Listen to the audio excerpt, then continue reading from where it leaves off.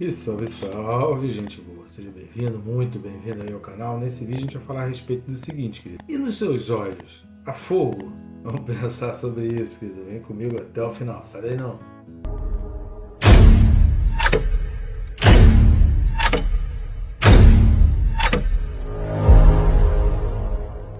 Só que antes, deixa se inscrever no canal, né? Antes da gente começar a falar do vídeo, já clica logo aí, marca aí o sininho também. Clicando no sininho, marcando aí a opção toda e ser notificado a cada vídeo novo colocado no canal.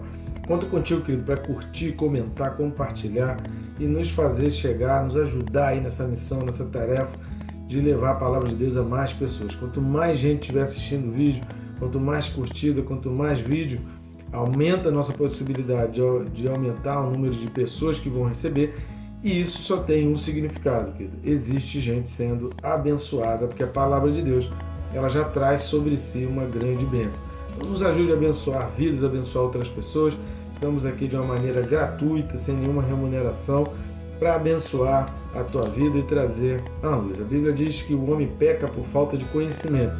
E aí, querido, esse peso não vai cair nas minhas costas, que eu estou fazendo o impossível, que você não faz ideia do esforço que é todos os dias deixar um vídeo aqui às 6 da manhã para abençoar a tua vida. Muito esforço, mas eu faço isso exatamente para evitar que você peque. É melhor a gente se aproximar cada vez mais daquilo que Deus quer. Então vamos juntos nessa tarefa, querido. Apocalipse, capítulo 19, versículo 12 é o texto desse vídeo.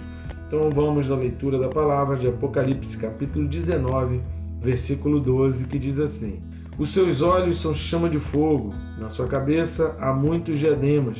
Tem um nome escrito que ninguém conhece, senão Ele mesmo. Então tem muitas informações nesse vídeo. Nós vamos destacar 4 pontos importantes aqui, mas são rápidos. Vou tentar fazer esse vídeo de uma maneira bem mais rápida que os anteriores aí. 4 pontos bem básicos aí, importantes para a gente destacar desse vídeo. A primeira coisa, nós já falamos sobre essa questão do fogo no capítulo 1, versículo 14.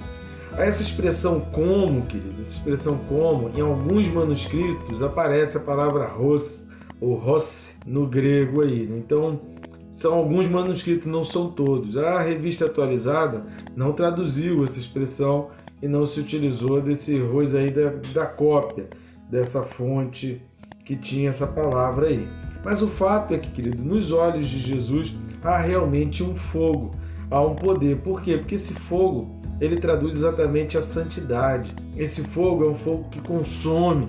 Paulo ele vai dizer que as nossas obras elas serão apresentadas diante de Deus e o que a gente fez é ouro, prata ou pedra preciosa, ou ela é feno, madeira e palha. Qual a diferença dos materiais? É que o ouro, a prata e a pedra preciosa, quando submetidas ao fogo, eles ficam mais puros ainda, porque o fogo consome a impureza. O fogo limpa, o fogo purifica. O feno, a madeira e a palha, quando submetidas ao fogo, desaparece, não sobra nada. Então as nossas obras, lembra que a gente falou dos atos de justiça? Assista ao vídeo aí correspondente a Apocalipse 19:8. Se você não assistiu, assista aí o vídeo correspondente a Apocalipse 19:8. Porque os atos de justiça, eles vão fazer com que a gente apresente diante de Deus ouro, prata e pedra preciosa. E Paulo vai dizer que isso vai ser submetido ao fogo. Até porque o seguinte, esse como também, essa palavra ros no grego, esse como aqui, ele também é no sentido de o mesmo que. Então, poderia ser, né? E os seus olhos são o mesmo que fogo, ou seja, fazem o mesmo efeito, surtem a mesma coisa. Então, esse como não significa que nos olhos não haja fogo, tá? Tem muita gente que critica, até porque tem uma música, uma canção que fala que nos seus olhos há fogo. Tem muita gente que critica essa canção, porque está dizendo que é como o fogo. Mas esse como, no grego, é exatamente isso, é o mesmo que. Então, se não é a mesma substância do fogo, é o mesmo efeito, faz a mesma aparência e o mesmo efeito e o mesmo resultado. Então, é fogo, querido. Nos olhos tem fogo, sim. Pode não ser o mesmo fogo no sentido do que a gente imagina e a gente conhece de fogo, mas é fogo. E a gente vai ser passado ali na peneira pelos olhos de Jesus, né? Ou vai purificar ou vai desaparecer tudo que a gente fez. Aí depende de cada um. Segunda coisa que a gente vai destacar é que fala aqui um negócio interessante, querido. Os seus olhos são chama de fogo, na sua cabeça há muitos diademas. Muitos diademas. Repare o contraste lá em Apocalipse 13, versículo 1, que vai dizer assim, olha: vi emergir do mar uma besta que tinha 10 chifres e 7 cabeças, e sobre os chifres 10 diademas, e sobre as cabeças nomes de blasfêmia. Nomes de blasfêmia a gente vai falar no próximo item, mas aqui a questão sobre a besta, haviam 10 diademas. O que significa isso? O diadema, a coroa, simboliza a realeza, simboliza o poder. Como tem um número ali na questão da besta, né, aqui no capítulo 13, da besta que emerge do mar, diferenciando do falso profeta, significa que o poder é limitado, significa que essa realeza é limitada. E uma outra coisa também caracteriza o fato de, na cabeça de Jesus, ter muitos diademas, não tem um número contável, ou seja, não tem um limite. E a outra coisa que é muito comum no Antigo Testamento, as pessoas recolherem os despojos após uma vitória sobre uma guerra e até pegar a coroa. Segundo o livro de Samuel, vai falar, Davi fez isso, de pegar a coroa do rei que ele venceu, que era o rei do povo que ele venceu. Então era muito comum pegar as coroas dos reis. Então conforme o rei, ele ia, e a palavra diadema, que é diadema mesmo no grego, é traduzido também por coroa. Então conforme o rei ia vencendo várias batalhas, ele ia acumulando coroas.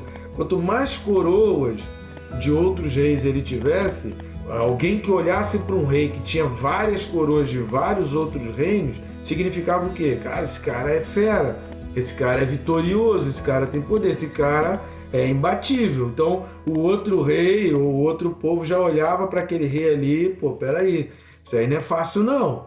A gente está entrando num terreno de alguém que tem muita vitória.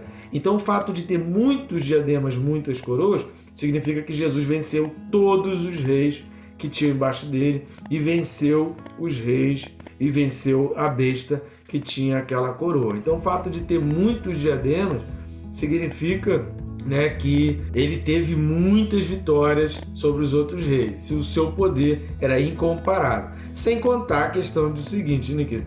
Coroas de ouro, muitas coroas na cabeça, nada mais justo para alguém que um dia teve uma coroa de espinho. É ou não é? Então vamos lá, terceiro ponto que a gente destacar desse versículo é de um nome.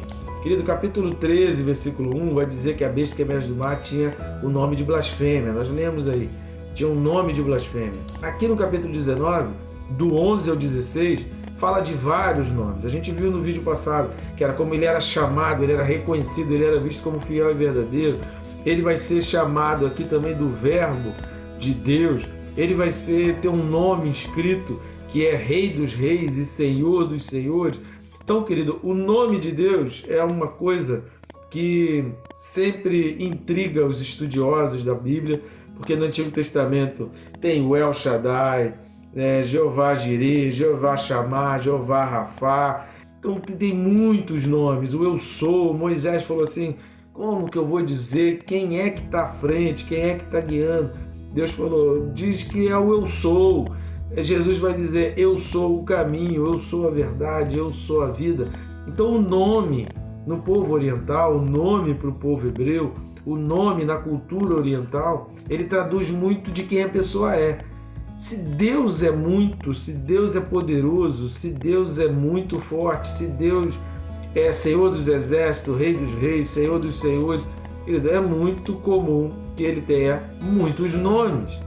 Se o nome traduz quem ele é, imagina, a essência de Deus é plena, é poderosa, é completa. Então ele tem todos os nomes bons, né? Obviamente, não aqueles nomes que designam algo muito ruim. Todos os nomes bons Deus tem. Então por isso que aqui do 11 ao 16 você vai ver muito essa questão de é chamado disso, chamado daquilo, tem seu nome assim, seu nome assado. E no Antigo Testamento Deus é repleto de nomes, ele é conhecido o Deus que cura, o Deus da provisão, o Deus dos exércitos, o Senhor, o Rei dos reis, muitos nomes, porque Deus é um Deus de muitos feitos, de muitas realizações, e se um nome ele é acompanhado de um significado do que a pessoa é ou da sua realização, então Deus tem muitos nomes. Só que aqui é o quarto ponto que a gente vai falar, que nesse versículo está destacando que é um nome que ninguém conhece, senão Ele mesmo.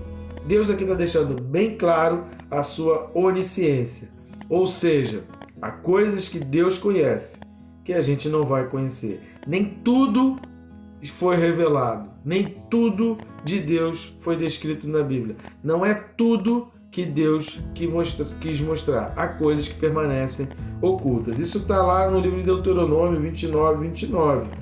E a gente não está falando nada do que não está na Bíblia. Deuteronômio 29 diz assim, olha, as coisas encobertas pertencem ao Senhor nosso Deus, porém as reveladas nos pertencem a nós e a nossos filhos para sempre, para que cumpramos todas as palavras desta lei. O livro de Atos também vai revelar um momento em que as pessoas perguntam, Jesus, e agora? Agora que vai acontecer isso, acontecer aquilo? E Jesus, não vos compete conhecer tempos ou épocas que são exclusivos de Deus. Então, há coisas exclusivas de Deus.